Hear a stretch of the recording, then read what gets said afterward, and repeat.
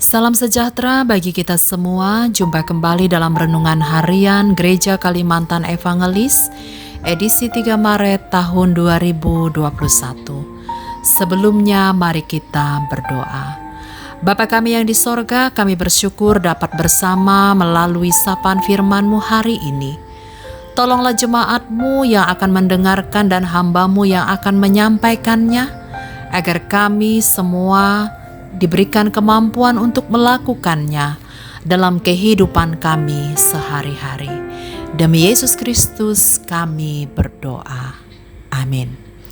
Nas kita hari ini terdapat dalam kitab Perjanjian Lama, Yeremia pasal 30 ayat 12-22 dengan perikop janji pemulihan Israel. Saya membuat tema benci benar-benar cinta.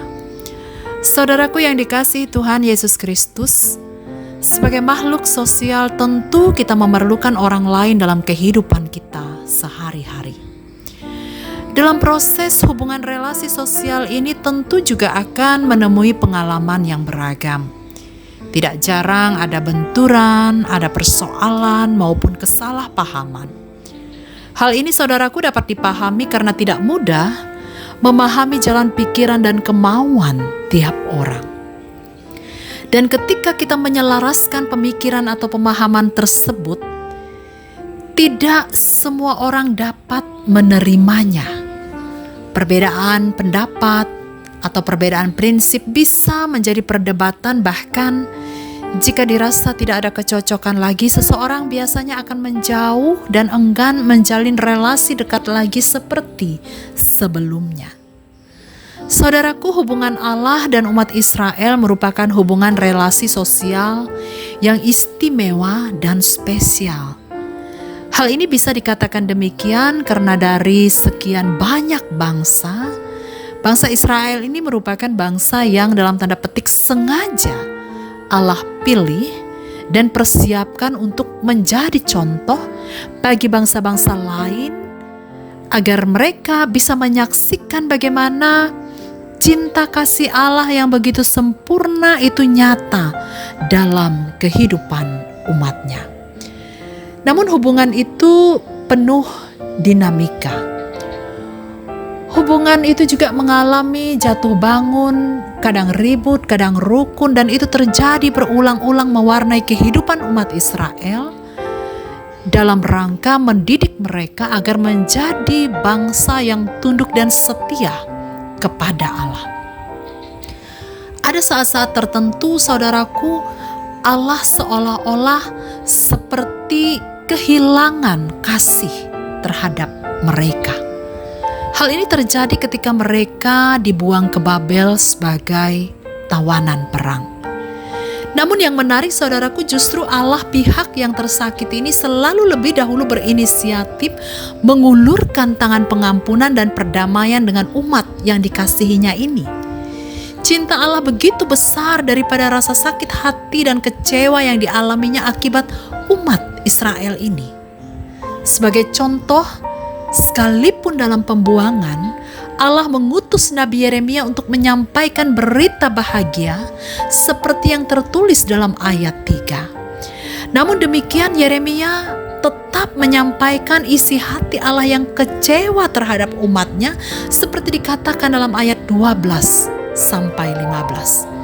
Tapi kemudian saudaraku, jika kita perhatikan mulai dari ayat 16-22, di situ terlihat betapa cinta Allah yang luar biasa Ia sampaikan bagi umatnya untuk menguatkan mereka dalam pembuangan, dalam ketidakpastian yang membawa sukacita. Saudaraku, andai kita menjadi bagian salah satu orang Israel dalam masa pembuangan dan mendapat kabar pembebasan serta perdamaian yang disampaikan oleh Nabi Yeremia, tentu kita akan bersukacita tiada tara. Namun pernahkah terlintas di pikiran saudara, mengapa Allah begitu terkesan mudah mengampuni orang yang menyakiti hatinya? Tidakkah sebaliknya hal ini akan membuat mereka besar kepala? Lalu bagaimana dengan kita? Ketika ketika merasa tersakiti pasti reaksi akan beragam. Intinya kita akan membangun tembok agar tak tersakiti lagi, bahkan pergi jauh dari oknum yang menyakiti kita. Kata maaf apalagi mengampuni pun sulit terucap. Kata maaf bisa saja keluar dari mulut, tapi belum tentu diiringi dengan kerelaan hati untuk mengampuni. Saudaraku, pembelajarannya bagi kita adalah Allah dalam nas ini sedang mempraktekkan bagaimana mengampuni dan mengasihi. Mungkin kita bergumul dalam hati bagaimana kita dapat mengampuni orang yang menyakiti hati kita. Saudaraku, dalam hal ini saya ingin sampaikan bahwa kita harus mengembangkan kemampuan, terutama kemauan untuk mengampuni. Sebab seseorang tidak mungkin dapat mengasihi jika dia tidak bersedia mengampuni. Saudaraku, almarhum Pendeta Eka Dharma Putra dalam bukunya Beragama dengan Akal Sehat mengatakan bahwa mengampuni berarti berhadapan dengan orang-orang yang tidak Anda sukai, berurusan dengan orang-orang yang telah melukai dan menyakiti Anda. Pedih sekali. Pendeta Eka juga mengatakan bahwa pengampunan selalu merupakan bagian pihak korban, bukan si pelaku. Sedang para pelaku kejahatan justru berada di kutub satu lagi, yaitu dalam posisi yang perlu diampuni. Namun pengampunan yang diberikan ini tidak berarti melupakan, mengabaikan kejahatan yang pernah dilakukan.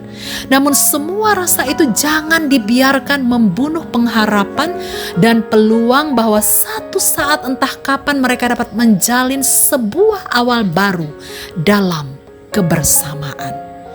Jadi bukan lupakan dan ampuni, tetapi mengingat dan mengampuni. Hal ini bisa terjadi bukan soal mampu atau tidak mampu, tapi soal mau atau tidak mau dalam hal mengampuni. Tapi saudaraku, semua itu harus dilakukan dengan tulus, bukan terpaksa. Tapi kita dapat dalam tanda petik memaksa diri kita sendiri untuk mengampuni. Nah saudaraku, Allah sudah mempraktekkan hal ini terhadap umatnya, bangsa Israel, bahkan terhadap kita di masa kini. Jika kita mau merenung, betapa banyak kesalahan kita yang mengecewakan Allah.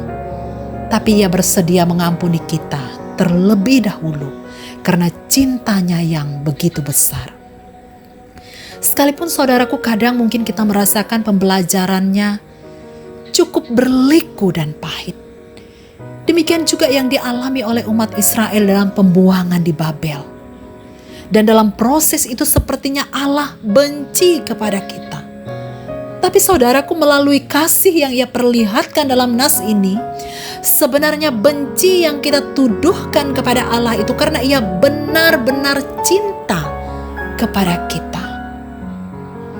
Saudaraku, mari kita respon kemurahan hati Allah ini dengan meneladani contoh yang Ia perlihatkan, dengan berjuang dan melatih diri kita untuk mengampuni, agar kita dapat damai di hati, untuk bisa mengasihi dan menjadi umat yang diberkati. Selamat berjuang, Tuhan Yesus menolong. Amin.